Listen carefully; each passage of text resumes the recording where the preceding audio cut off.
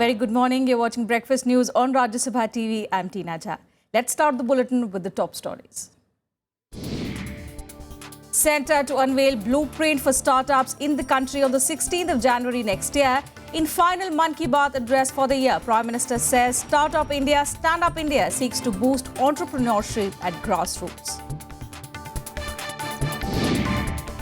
CPIM calls for ouster of BJP at the centre and TMC in West Bengal. In first plenum being held in Kolkata in 37 years, party veterans discuss ways to rejuvenate the party. BJP Aam Aadmi Party war of words over DDCA row escalates. BJP demands apology for Delhi government inquiry report, not mentioning Finance Minister Arun Jaitley. Aam Aadmi Party counters, says there's more to come. Pakistan Army Chief holds wide-ranging talks with top leadership in Afghanistan, agrees to revive peace talks with the Taliban.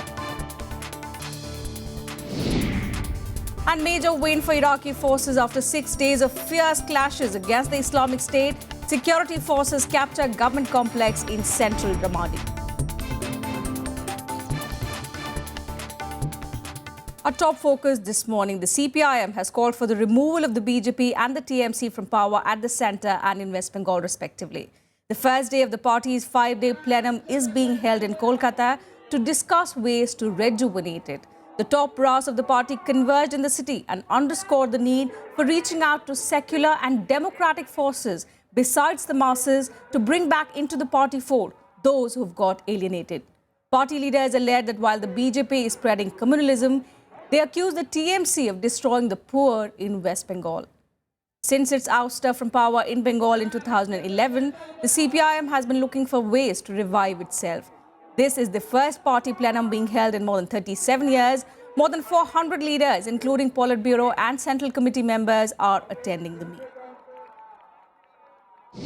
Bengal बचाने के लिए तृणमूल को हटाना है, देश को बचाने के लिए आज हमें इस सांप्रदायिक ताकतों की सरकार को हटाना है। এই বিজেপি গরিব মানুষের চাল রুটি দিয়ে টান দিয়েছে। এই বিজেপিকে সরাতে হবে। তাই এই মিটিং থেকে আমাদের প্রথম আওয়াজ, বিজেপি हटाओ, देश बचाओ। जब दादरी का कांड हुआ, जब एक निर्दोष मोहम्मद इखलाक के ऊपर घर के अंदर घुसकर उनकी हत्या हुई, जब देश भर में बुद्धिजीवियों ने उसके खिलाफ आवाज उठाई, इतनी शर्म की बात है, सिर झुक जाता है कि उस समय जो बंगाल की एमपी है वो कहां थे। गरीब मानुष বিরোধী আইন একটার একটা পাস হয়ে গেল।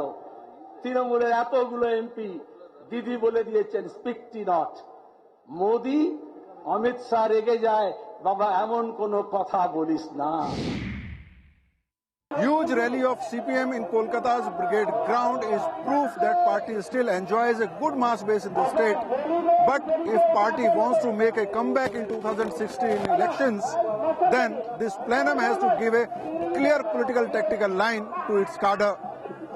With cameraman Manoj, this is Shyam Sundar, Rajya Sabha TV, Kolkata. In fact, let's go across to our correspondent Shyam Sundar, who's been covering the plenum right there from Kolkata. A very good morning, Shyam. The first day we saw the leaders reaching out to the masses, underscoring the need to bring back those who've been alienated. How do you think the party is planning to do that?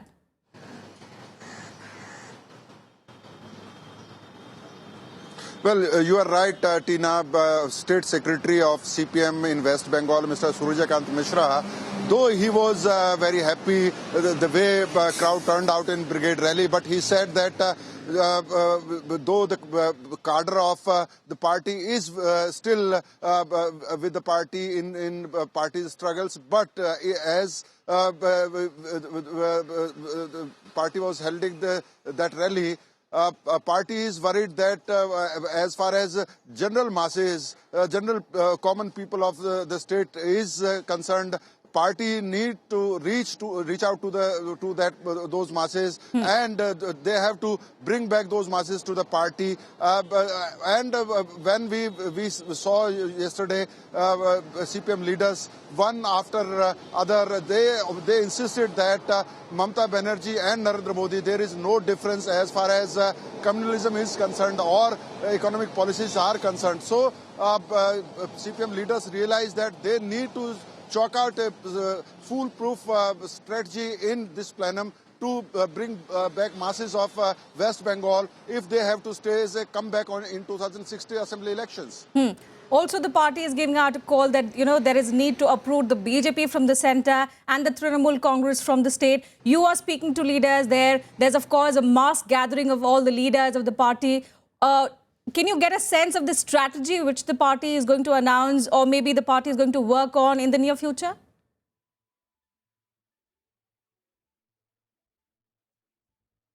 Well, Tina, from yesterday's rally and after speaking to the senior leaders of CPM, one thing we can say that in these elections, CPM is planning to go on aggressive because in yesterday's rally we have seen that on the issue of Singur especially, whether it is Mohammad Salim or Mr. Buddhadev Bhattacharya or Sitaram Yechuri or Surjakant Mishra, all of them, they spoken in one language that Mamata Banerjee has failed the state on the front of industrialization. Mohammad Salim and Surjakant Mishra especially, they stressed on the point that state needs industrialization to generate employment in the state. And they criticized both Mr. Narendra Modi and Mamata Banerjee. They said that in 2014, Narendra Modi promised that he'll create jobs, and in 2011 in state, Mamata Banerjee promised that she will create jobs in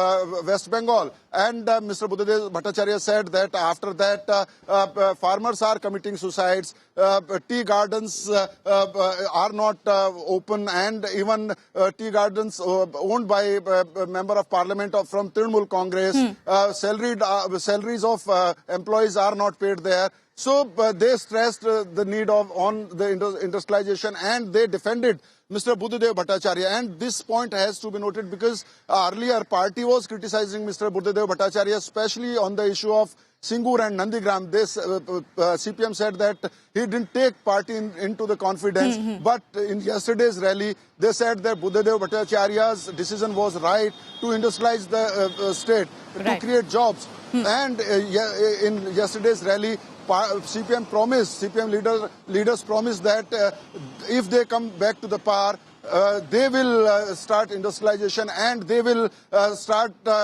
constructing factories in Singur. So they promised jobs and they promised industrialization of the West Bengal in yesterday's rally. And the kind of response they were getting from youth who were present in that rally is really a booster for the CPM in West Bengal. All right, Shyam. Many thanks for joining us this morning and sharing your perspective on that. We'll keep coming back to you over the next 2-3 days till the plenum is going to continue in Kolkata. So the CPIM there making an attempt to revive itself in the state as well as in the country. Moving on in the bulletin, the government will unveil a blueprint for startups in the country on the 16th of January next year. In his Mann Ki Baat on Sunday, Prime Minister Modi said that the program was aimed at promoting bank financing for startup ventures and offered incentives to boost entrepreneurship and job creation. Here's more. मेरे प्यारे देशवासियों, A program to boost entrepreneurship at the grassroots levels. Startup India, Stand Up India will be unveiled on 16th of January next year.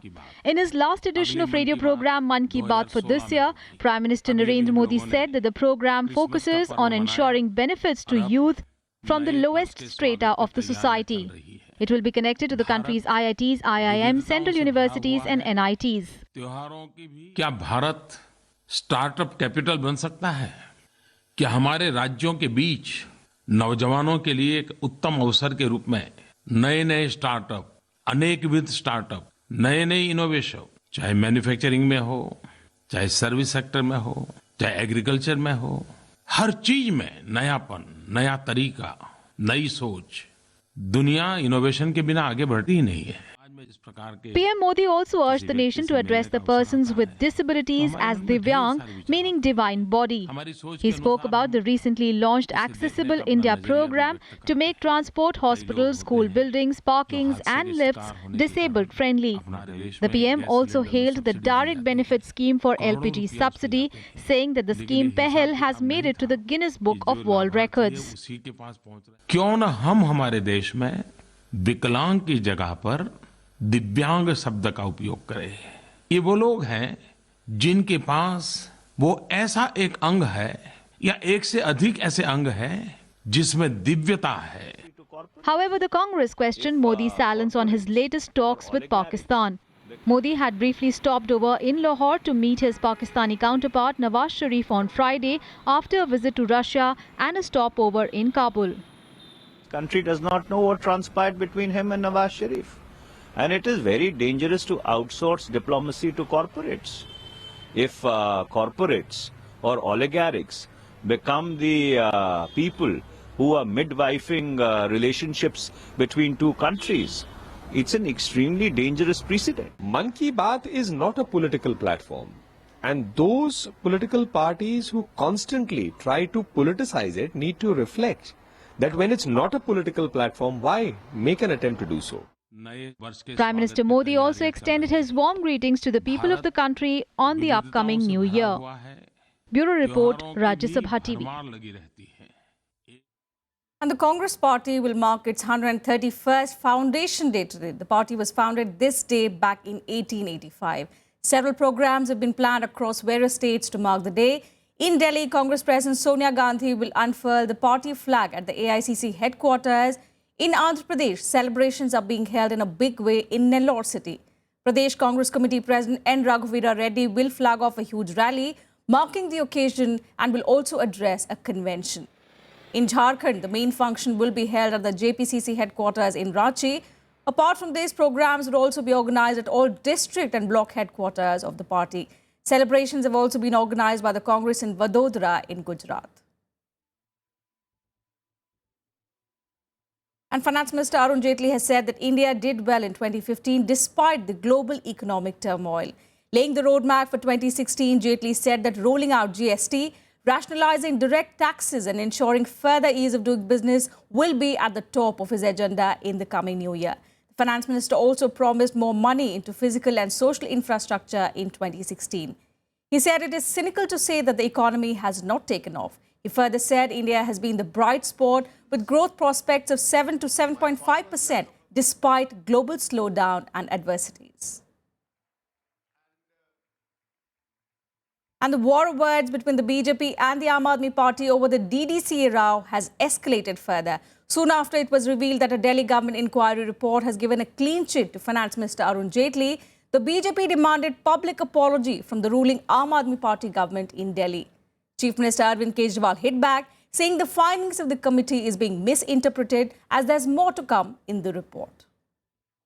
इंसानियत अगर आपके अंदर है तो आपको अविलंब माफी मांगनी चाहिए। अगर उनका नाम कहीं नहीं है तो जांच से क्यों भाग रहे हैं? The ongoing spat between the ruling Aam Aadmi Party in Delhi and the BJP got worse on Sunday.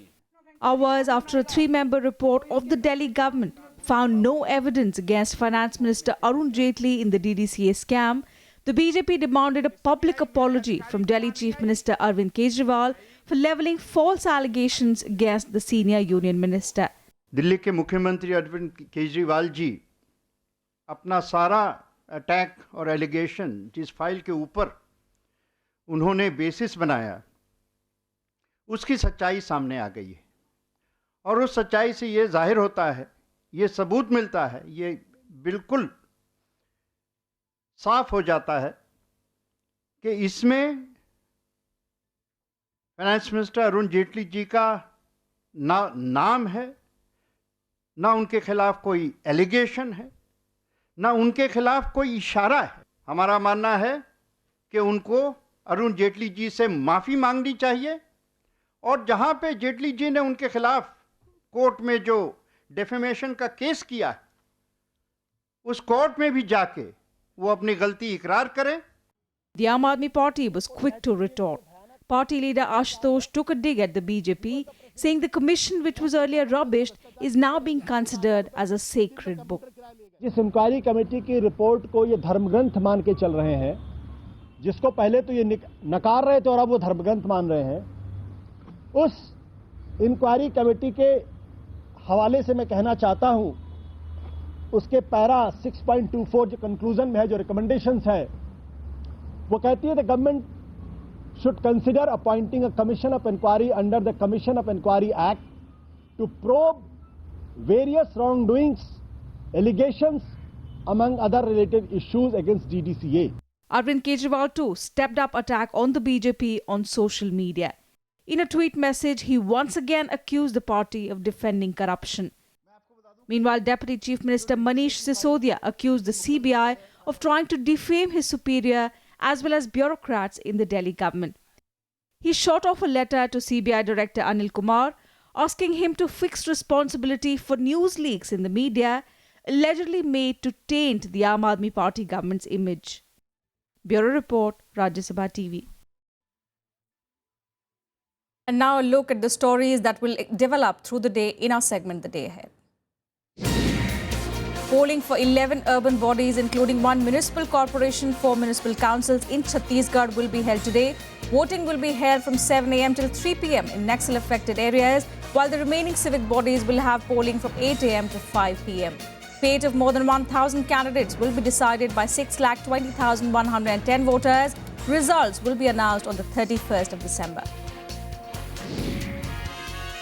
Communications and IT Minister Ravi Shankar Prasad is likely to launch various schemes that will allow rural post offices in the country to be digitally connected, enabling the setting up of 1,000 ATMs. A scheme to facilitate core banking facilities at about 12,000 post offices is also in the works. Maharashtra Chief Minister Devendra Fadnavis will launch the Twitter handle of Mumbai Police today as he unveils the new police headquarters. The handle initiative is part of the smart, sensitive and strict, modern with mobility, alert and accountable, reliable and responsible, trained and techno-savvy policing report of the Bureau of Police Research and Development. Microsoft CEO Satya Nadella is scheduled to visit Hyderabad's T-Hub today, where he will interact with startup entrepreneurs. Nadella is on a 4-day private visit to the country. This will be his second visit to Hyderabad. With that, we slip into a very short break. More news to follow on the other side. Do stay with us.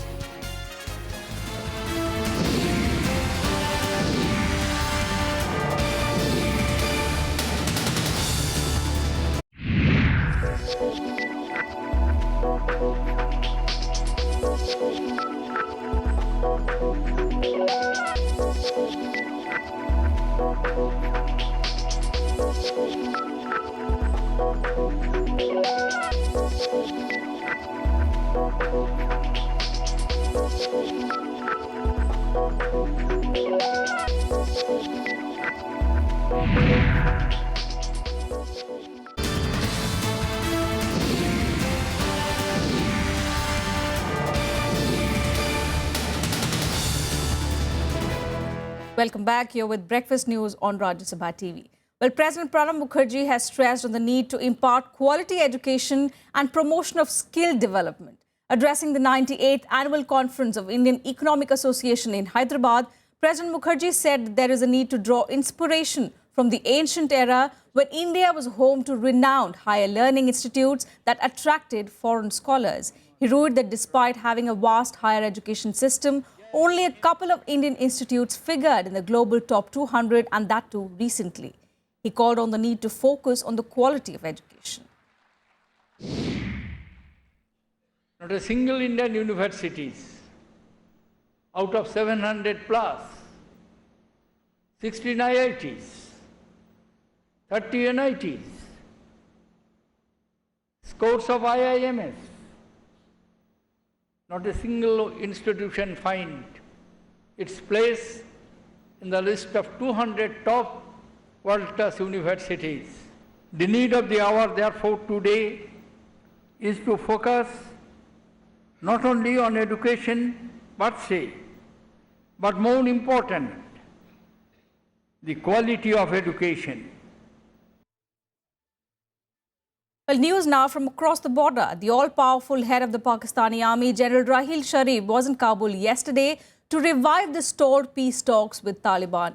During his day-long trip to Kabul, he met Afghan President Ashraf Ghani. The two held talks on issues relating to security, information sharing, coordinated counter-terrorism operations, and of course, the Afghan peace process. The meeting was the latest in a series of encounters between officials and politicians from Pakistan, Afghanistan and India over the recent months. It also follows back-to-back meetings between the leadership of both Afghanistan and Pakistan over recent weeks that set the stage for efforts to restart Pakistan-brokered peace talks with the Taliban. The peace talks collapsed in July after reports emerged that Taliban leader Mullah Muhammad Omar had been dead for more than 2 years and his death had been covered up.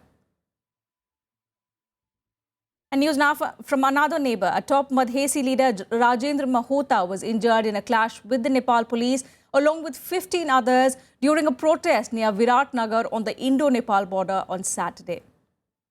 Mahto, the chairman of Sadbhavna Party, sustained injuries to his head and chest as the police baton charged and fired tear gas shells at demonstrators who were protesting and tried to block the Rani Customs Point in Jogbani, Viratnagar area near the Indo-Nepal border. Sadbhavna Party is one of the 4 Madhesi parties which have been agitating in southern Nepal districts against Nepal's new constitution for more than 4 months, seeking fresh demarcation of federal boundaries and other rights. And news from the other international front now. After 6 consecutive days of fierce clashes against the Islamic State, the Iraqi security forces continued their advance and recaptured a government complex in central Ramadi on Sunday. This comes as a major victory for the US-trained and led Iraqi army. Iraq's army declared victory over Islamic State fighters on Sunday after taking over the administration complex in Ramadi, which is the last and most important stronghold of the IS militants in the capital of Anbar province. The official spokesperson of the Iraqi army confirmed the victory and said that the troops are working on clearing the surrounding area of bombs after the government building was completely retaken. With this, 90% of Ramadi has been liberated.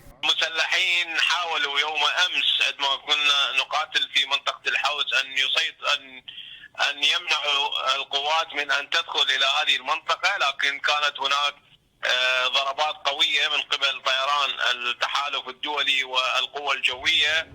The security forces have been closing in on the center of Ramadi since Saturday and had shut down all the roads leading to the government complex. Spokesperson of the Iraqi forces also confirmed that IS fighters have abandoned the building after many rounds of airstrikes by the US-led coalition. However, the militants had rigged the entire area with explosives before retreating, which slowed the advance by the government troops. وإن شاء الله الأيام القليلة ما نحددها لضرورات أمنية، الأيام القليلة سوف تكون قضاء الرمادي أو يكون قضاء الرمادي بالكامل تحت سيطرة القطاعات الأمنية. This is the first major victory for the US-trained force since it collapsed in the face of an assault by the militants 18 months ago. Ramadi, which is situated only 110 kilometers north of Baghdad, fell in May this year after government troops fled. After Ramadi, the army plans to move to retake the northern city of Mosul, the biggest population center under Islamic State control in Iraq and Syria. Bureau Report, Rajya Sabha TV.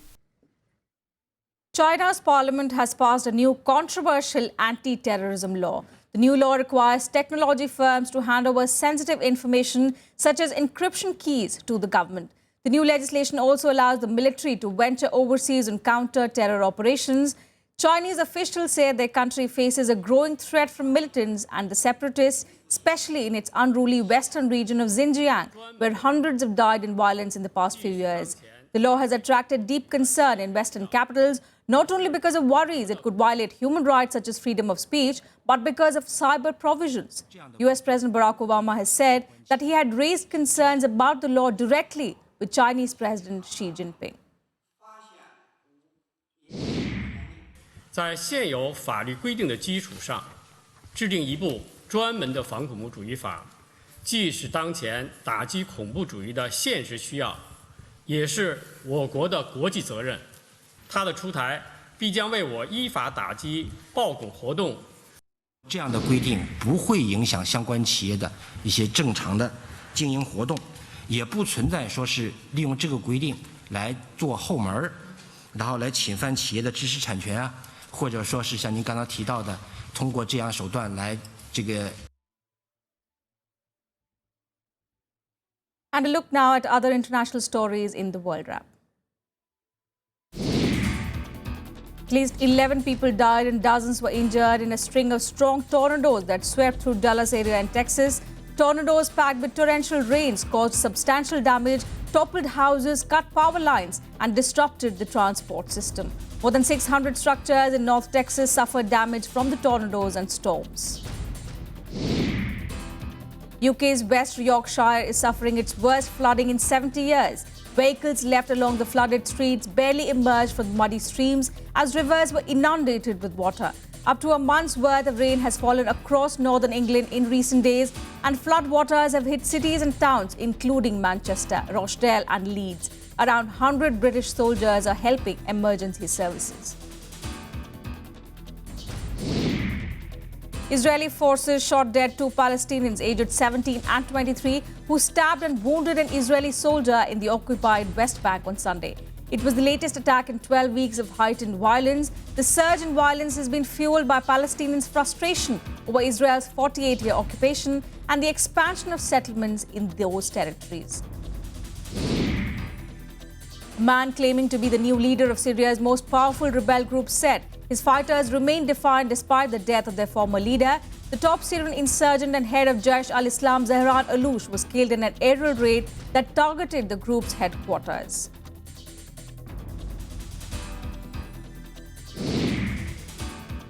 Now for all the sporting action, here's the sports beat. India beat Nepal and advanced to the semi-finals of the South Asian Football Federation Cup on Sunday. 18-year-old Changte Lallianzola became the youngest goal scorer for India as the hosts bounced back from a goal down to beat Nepal 4-1 in their final group match. Apart from India, Sri Lanka is the other side from the Group A to qualify for the last 4 stage. Barcelona forward Lionel Messi was named the best player of the year at the Globe Soccer Awards in Dubai on Sunday. The 28-year-old Argentine, who is a 4-time World Player of the Year and has been shortlisted for the 2015 Ballon d'Or, helped to inspire his team to the Champions League, La Liga and Kings Cup treble despite losing 2 months to injury. The Best Team of the Year award was also presented to European champions Barcelona. The International Cricket Council has provisionally suspended Pakistan leg spinner Yasir Shah after he tested positive for a banned substance. The test was conducted on the 13th of November and it was found to contain the presence of chlorotoluidine, a drug which features in the World Anti-Doping Agency's list of prohibited substances. Shah becomes the second player from the subcontinent after Sri Lanka wicketkeeper batsman Kusal Perera to face such a ban. That's it from us in this bulletin. Thanks for watching. Have a nice day.